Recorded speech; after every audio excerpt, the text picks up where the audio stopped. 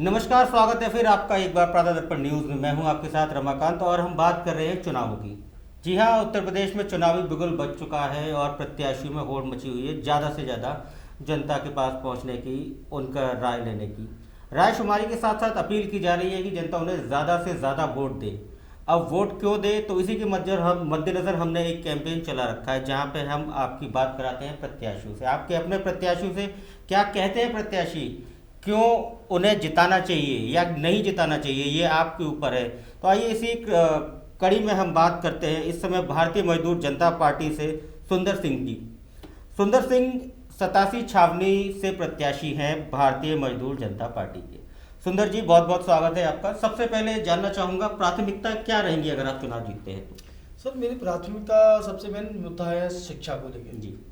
शिक्षा को लेके ऐसे सर्व समाज अपना जो है मजदूर वर्ग से बिलोंग कर रहा है और आज के टाइम पे जो एजुकेशन है वो काफ़ी ऊपर तक पहुंच चुकी है। जी। क्योंकि मजदूर लोगों के जो बच्चे हैं अभी सरकारी स्कूलों में शिक्षा दे रही है गवर्नमेंट पर, लेकिन शिक्षा के आधार पे गवर्नमेंट के जो टीचर हैं वो अपना मोबाइल लेके अखबार लेके अपना टाइम पास करते हैं। और किसी भी स्कूल में जाके देख लीजिए, किसी को कोई शिक्षा नहीं दी जा रही है, तो बच्चा आगे जाएगा कहाँ से। गवर्नमेंट तो चाह रही है कि आगरा स्मार्ट सिटी बने, स्मार्ट सिटी में तब्दील हो चुका है, पर लेकिन बड़ी बड़ी इमारतें और प्रोजेक्ट बनाने से आगरा स्मार्ट सिटी नहीं बनेगा। जब तक हमारा बच्चा शिक्षित नहीं होगा, जब तक स्मार्ट सिटी नहीं है हमारी समझ से। तो क्या होना चाहिए आपके हिसाब से ऐसा कुछ जो शिक्षा के क्षेत्र में बदलाव हो? मेरे समझ से और सरकार से, अगर मैं विधायक पे आता हूँ तो अपने क्षेत्र में जो मेरे विधानसभा क्षेत्र है वहाँ मैं पर डे हर स्कूल में जा कर के हर टीचर से गाइडलाइंस करूंगा कि बच्चे को अधिक से अधिक शिक्षा दें। अपना जो मोबाइल है मोबाइल को ऑफ रखें। उनका जो पीरियड टाइम है स्कूल तक का, अपने मोबाइल को ऑफ रखेंगे तो उनका मोबाइल में ध्यान नहीं रहेगा, वो बच्चे को पढ़ाएंगे और बच्चे को पढ़ाएंगे तो उससे आगे के लिए शिक्षा अधिक से अधिक जाएगी। अगर ये काम अभी से शिक्षा करें तो आपने देखा होगा कि कोरोना काल में अभी कोई भी व्यक्ति हो, कोरोना काल में इस समय 22 माह से लगभग स्कूल बंद है और शिक्षा का स्तर अपने पैसा सीढ़ी पे आ चुका है और पैसा स्कूल अपना मांग रहा है, जी। जबकि बच्चे स्कूल नहीं जा रहे हैं। स्कूल को पैसा किस बात का दिया नहीं, हम बात करते हैं जो सरकारी विद्यालय सरकारी स्कूल है उसमें किस तरह से परिवर्तन लाएंगे। परिवर्तन ये लाना चाहिए कि गवर्नमेंट को खुद देखना चाहिए कि हमारे टीचर जो 50-50 60-60 हज़ार रुपये मंथ की इनकम ले रहे हैं और उनकी पढ़ाई 6,000 रुपये मंथ की जैसी नहीं है। आप किसी भी सरकारी स्कूल के बच्चे को उठा के देख लीजिए, उससे आप पढ़ा पढ़वा लीजिए या कोई ABCD या कोई छोटा बड़ा जो संस्कार चले आ रहे हैं उस हिसाब से देख लीजिए, वो बच्चा पढ़ नहीं सकता है। तो वही मेरा सवाल अभी भी वही है कि ऐसा क्या बदलाव चाह रहे हैं आप, उसके लिए क्या प्लानिंग है? मैं बदलाव ये चाहता हूँ कि मैं अधिक से अधिक शिक्षा को लाना चाहता हूँ। मुझे गड्ढे, नाली, खरंजे जो गवर्नमेंट नगर निगम के कर्मचारी हैं आते हैं, मतलब मंथ में एक बार आते हैं दिखाने के लिए। जब भी आप आगरा में जाके देखिए, अभी जल भराव इतना है, आप न्यूज़ के माध्यम से वैसे भी आप देख रहे हैं आए दिन आती रहती हैं आगरा, जबकि वर्ल्ड फेमस इमारत होने के बावजूद भी आगरा को आप देखिए तो आगरा को वो चमन होना चाहिए जो दूर से व्यक्ति आते हैं, सैलानी आते हैं, उनको नाम लेना चाहिए। आगरा के क्षेत्र में, ताजमहल के क्षेत्र में आप कुछ भी करा दीजिए, मुसाफिर आता है बाहर जाके देखता है। आप बाहर से देखिए मुसाफिर क्या ईमेल पे संदेश देता है। कुल मिला के आगरा के निवासियों को वो सुविधाएं नहीं मिल रही है। सुविधा नहीं मिल रही है। आप तो मैं क्या, आप सारे न्यूज़ चैनल देख सकते हैं, आए दिन किसी पे मैं आपकी बात कर रहा हूँ। आप क्या बदलाव लाना चाहते हैं और वो अगर मान लीजिए आप ये चुनाव जीतते हैं तो बदलाव कैसे लाएंगे? मैं बदलाव ये लाऊंगा कि अपने आगरा को जल भराव मुक्त कराऊंगा जी। जो नाले हैं उनको खुद स्वयं जा करके, चाहे प्राइवेट संस्था से, चाहे विधायक कोटे के जरिए, विधायक निधि से, जी जो भी है विधायक कोटे से, विधायक निधि से, उस कार्य को मैं खुद कराऊंगा। क्योंकि जल भराव, गड्ढे खोल दिए, बच्चे गिर जाते हैं आए दिन, आपने देखा होगा, कोई बाइक वाला गिर गया, कोई बच्चे वाला गिर गया, बारिश हो जाती है, नेक से आपने घोटू पानी। चूंकि आप खुद भी युवा हैं तो युवाओं के लिए क्या प्राथमिकता रहेगी? युवाओं के लिए मैं चाहता हूँ कि इंटर तक हमारी गवर्नमेंट को शिक्षा एजुकेशन फ्री करनी चाहिए। कुछ नहीं तो किसी प्राइवेट नौकरी में जाकर के अपना भविष्य संभाल सकें।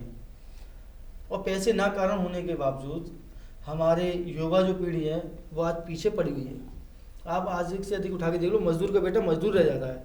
क्यों रह जाता है? क्योंकि उसके पास पैसे नहीं है शिक्षा के लिए।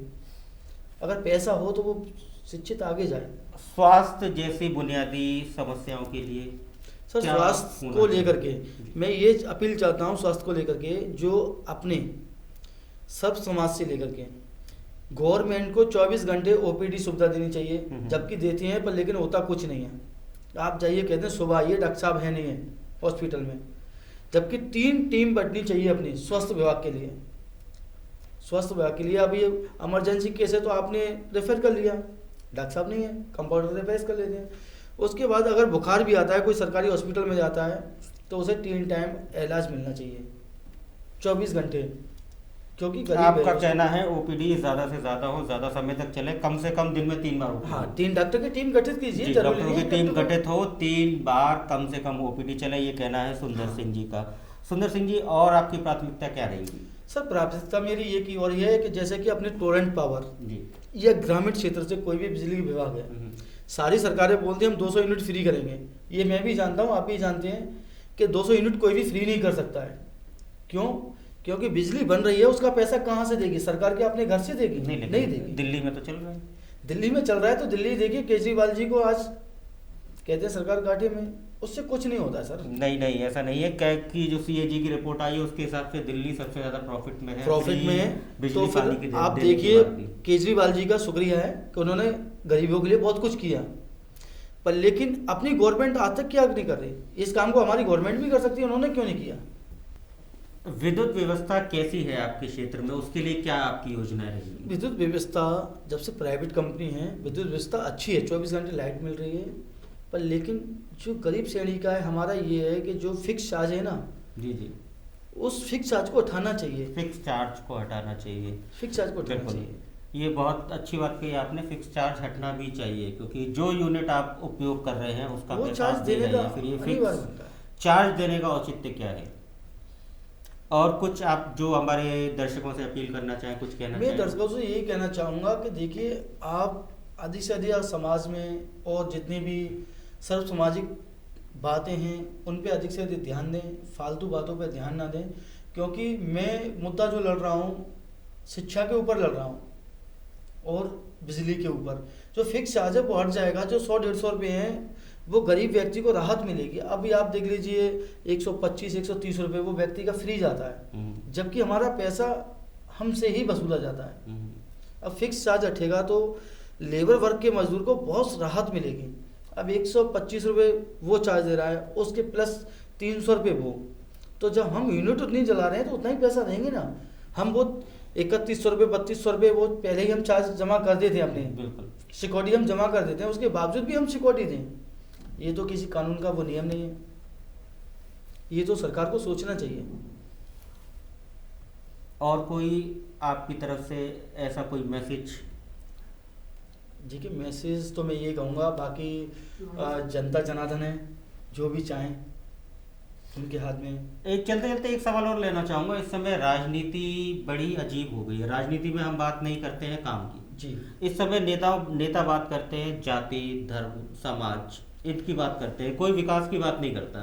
तो आप इन सब से अलग कैसे हैं और इन सब के विकास के नाम पर बात कर रहे हैं, आप शिक्षा की बात कर रहे हैं, तो क्या आपको नहीं लगता आपकी राह थोड़ी कठिन हो सकती है? सर देखिए, राह कठिन जरूर होती है, पर लेकिन कहा है कि राह जितनी कठिन होती है कभी ना कभी वो मंजिल आसान होती है।